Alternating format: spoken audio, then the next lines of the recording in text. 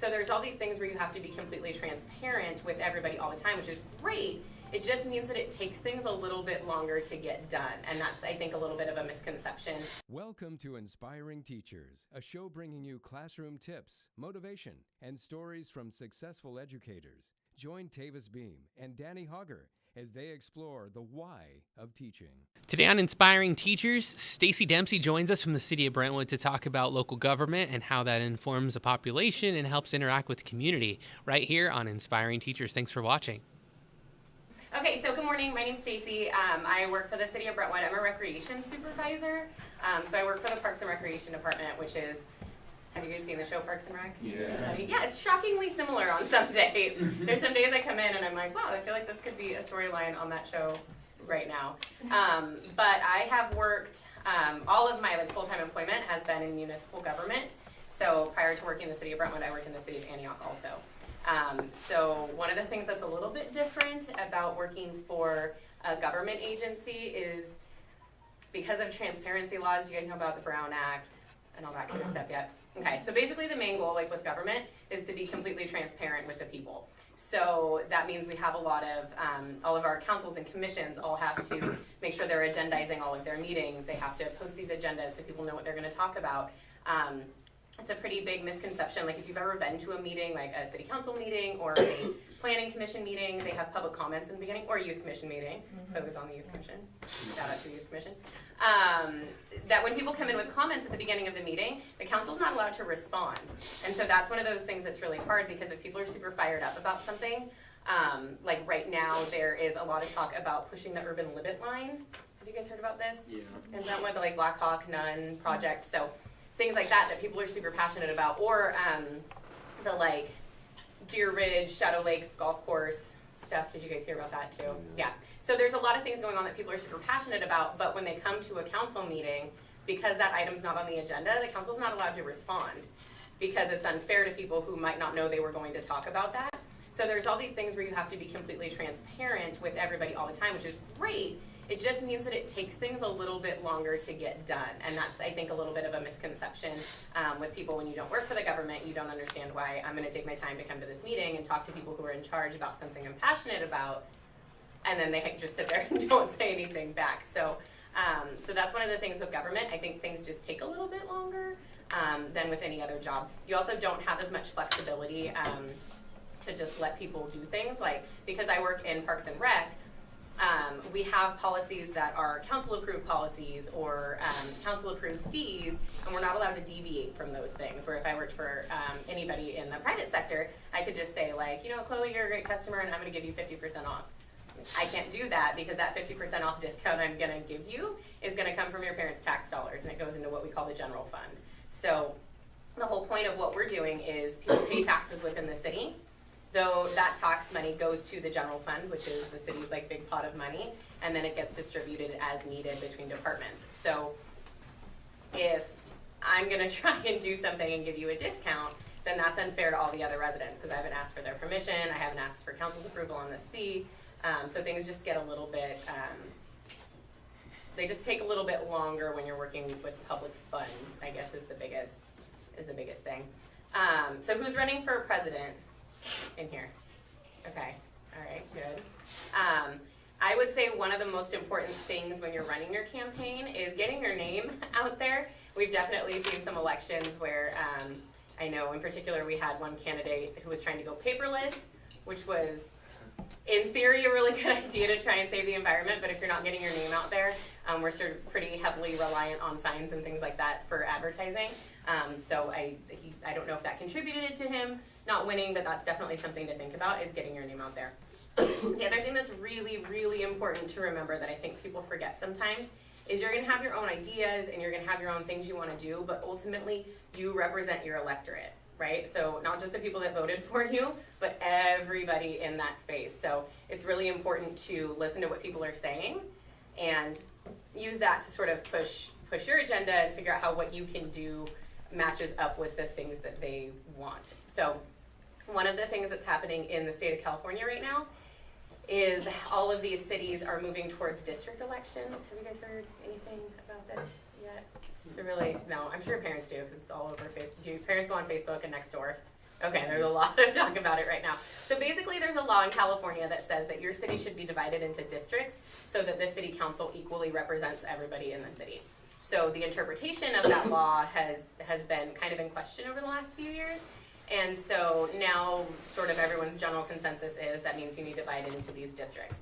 Well, that's not how Brentwood is set up currently. We don't have districts within the city. I think 4 of our 5 council members all live in the same area. So what they're doing right now is moving towards this district election idea, which I think is a really good idea because, you know, what somebody in Deer Ridge wants might be completely different than somebody living in Rose Garden. Because you have different needs, you're in different areas, there's different traffic, there's all kinds of different things that happen in those areas.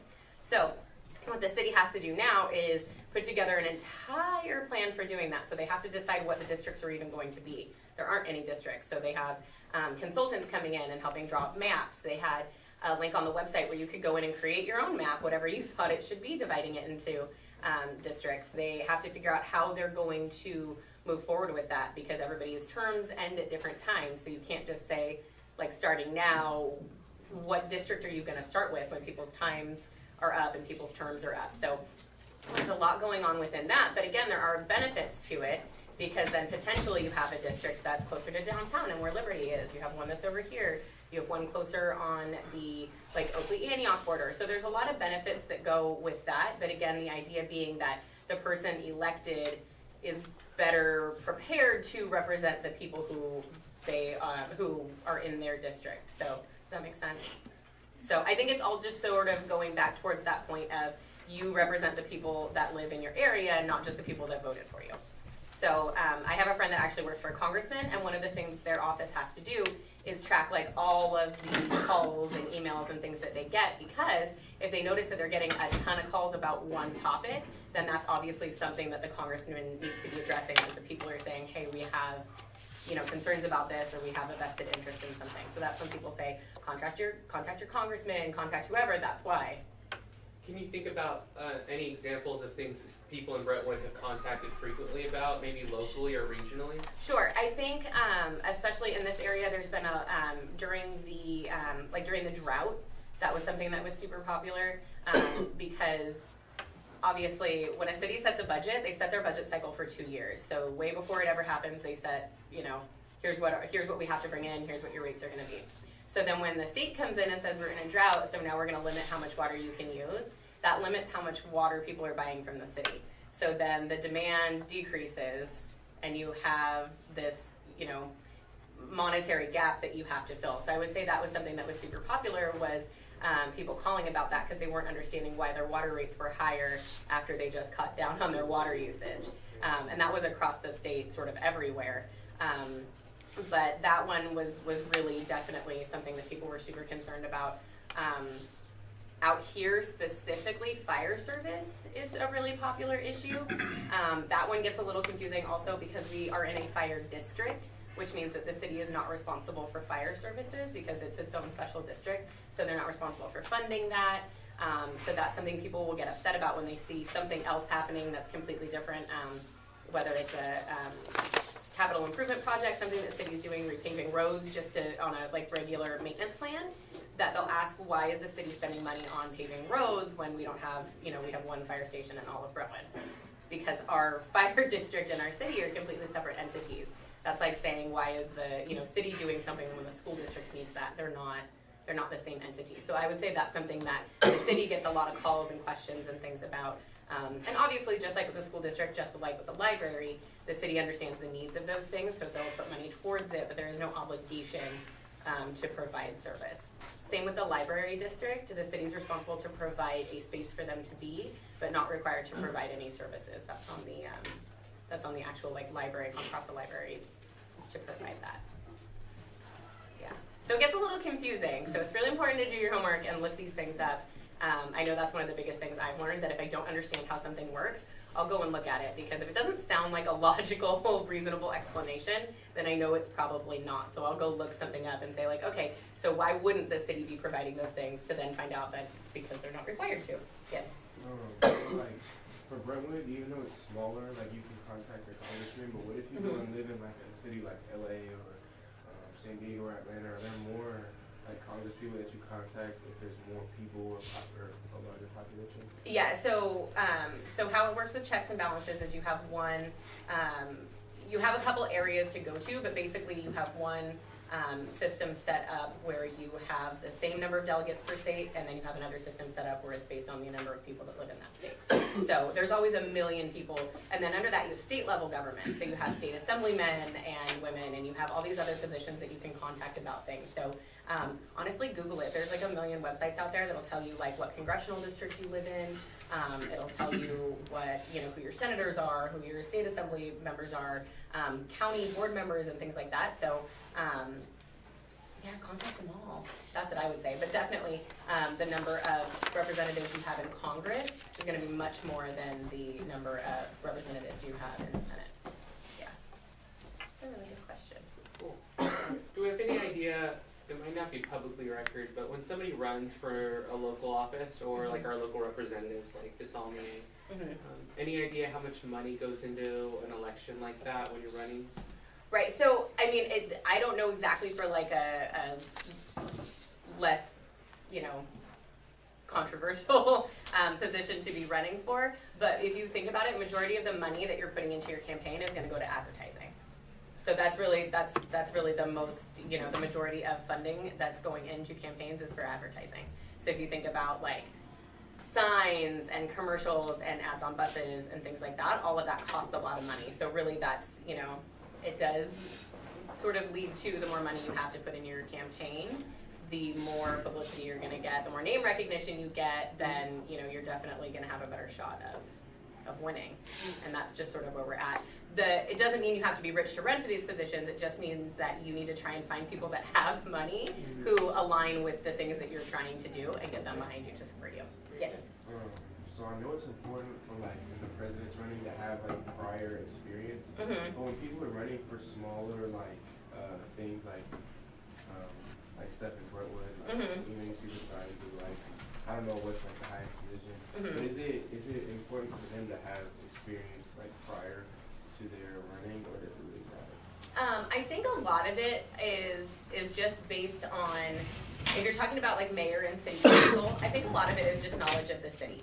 So the way the city is structured, you have the mayor and the city council, and then the city manager reports directly to them. So everybody else, all the rest of us that work for the city, all report to the city manager. So our responsibility is to do all the research, do all the homework, and then make those recommendations to the council. So ultimately that's the city manager's responsibility, is that when we have meetings, they put together an agenda packet, and in that agenda packet, every item has a staff report. So basically that staff report is, here's all the research we've done and all the knowledge you need to have on this subject, and this is the recommendation that we're making based on this. They can choose to follow that or do something completely different, but when you have solid staff that's providing that information to you, then it's not super necessary that you have a ton of expertise in one thing. If you want to be on some sort of commission or board, then that's a little different, because we do see people that have some sort of experience in real estate or development or something that want to be on the planning commission.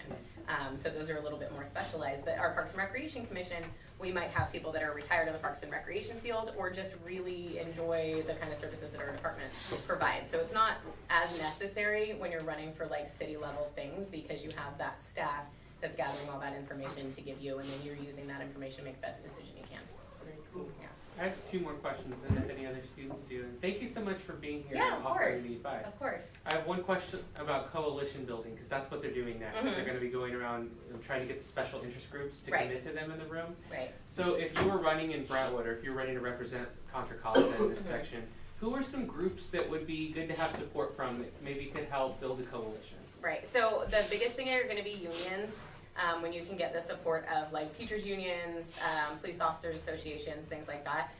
Because for government groups, they can't, back a certain candidate, but their unions can, their representatives can. So that's one of the things that you can definitely want to partner with and want to get their support, because we've all seen like somebody's running for something and then they're backed by like the teachers association, and so that brings a lot of recognition, and or hospital organizations, things like that. But it can't be the actual. If it's a government entity, then they can't back a candidate. But their representatives can. So that's something that's really important.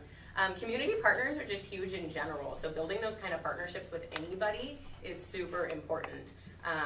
Because obviously they have a vested interest in some, whatever their cause is, they're going to want to align themselves with somebody who they think is going to be a benefit to them. So that's something that's really, really important. Pooling resources in general is just a really good idea. The city does that all the time. They have community partnerships with other places. Specifically, our department, we have joint use agreements with all the school districts. We put money towards building facilities so we can have use of that facility. So like your pool here is your pool until 5:30, and then at 5:30 it belongs to the city. So at that point, we stop it, we rent it out, but it makes more sense. If you guys have a pool you're only gonna use until a certain time, and we need another pool, then it makes sense to pool those resources. So it's the same thing when you're looking for special interest groups and things like that. You wanna see like, what resources do I have versus what resources do they have, and how can we make that like a symbiotic relationship? You wanna make sure it's good for both people. Yeah. Very cool. Do you have a question? Yeah, Yes. so does each section have like the same things as every other section? So like does each section in Country House that have like a library or a school district and that kind of thing? Yeah, so everything is set up a little differently just based on where you live. Like for some cities, they might have a Parks and Rec department, they might not. They might have a special district that just runs Parks and Recreation, which is how Brentwood used to be, bless you, and then about 20 years ago, they merged because it made more sense to pool those resources. So it's the same thing. Some cities run their libraries and some don't. So it's all just it's usually how things were developed, right? So we're in a more rural area, especially when Brentwood became a city, so there wouldn't have been a need for all of these rural areas to have their own independent, we'll just say like library setups within the area, because there wasn't that demand based on population. Whereas somewhere like Los Angeles, probably, that the city of Los Angeles had a library much, much quicker than Brentwood would have. So a lot of that, again, is just pooling resources. So when you have a lot of rural cities in one area, it makes more sense for them to pool all their resources to have one, body, whether it's the fire district or the libraries, but it makes sort of more sense that way. So everybody's set up a little bit different.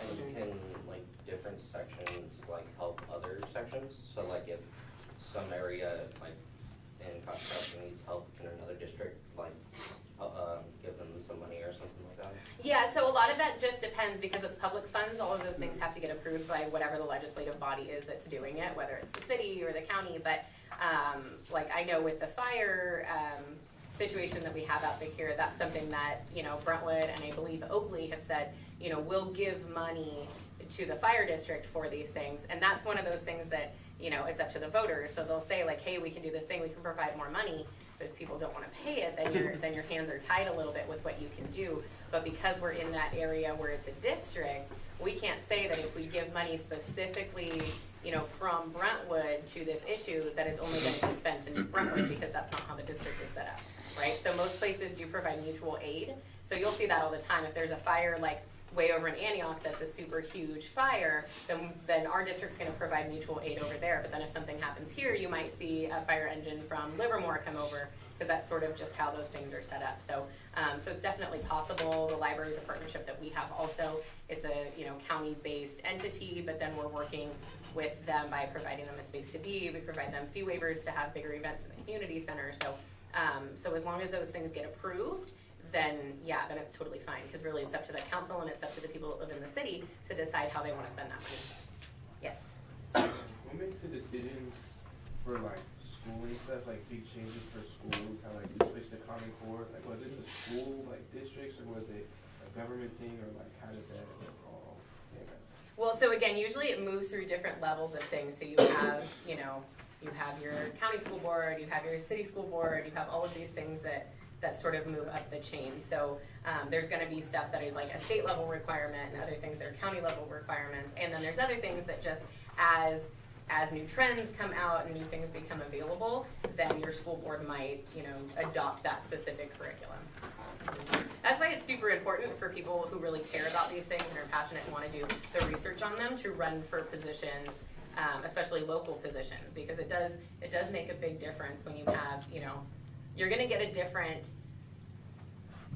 level of feedback from somebody who like just graduated from high school or somebody who has a parent who's in high school than you will from someone who is, you know, maybe has kids in elementary school or maybe has grandkids in elementary school. So getting those different opinions I think is really important. But that's why it's important for young people to get involved because, you know, you've dealt with these issues most recently. So, yeah. So I guess last question, Stacey, with Brentwood having like tripled in size in 20 years, what challenges come with that kind of growth for the city? So one of the things that the city is dealing with right now is reaching build out. So basically we have everything zoned, we have everything sort of planned for when we completely reach the ends of our urban limit line. So how many more houses can come in, what basically our max population can be with what we have right now. And so what comes along with that is in certain departments, especially within community development, so and building permits coming in and building inspectors and stuff, the question is, you know, staffing levels, when we reach build out and we're not building any more houses, do we still need all of the same amount of staff that we needed when we really sort of hit our max level of development? So that's one of those things that you have to sort of plan for. So they've done things like using contracted positions instead of bringing on city employees because you don't want to bring in a city employee to then have to eliminate positions potentially. So so that's one of those things that is definitely you know, up for discussion. It's one of the things they talked about when they introduced our staffing plan like 6 months ago, was really being cautious with what positions we add in because we don't want to ever get to a point where we have more people. We thank Stacey Dempsey once again for joining us today. It was a really great episode and so glad that she would stop in and speak to my government students. It's always a pleasure to get insights from people who have information from their direct career experience. Until next time, don't forget to like, share, and subscribe, and we'll see you on the next edition. For now, class dismissed.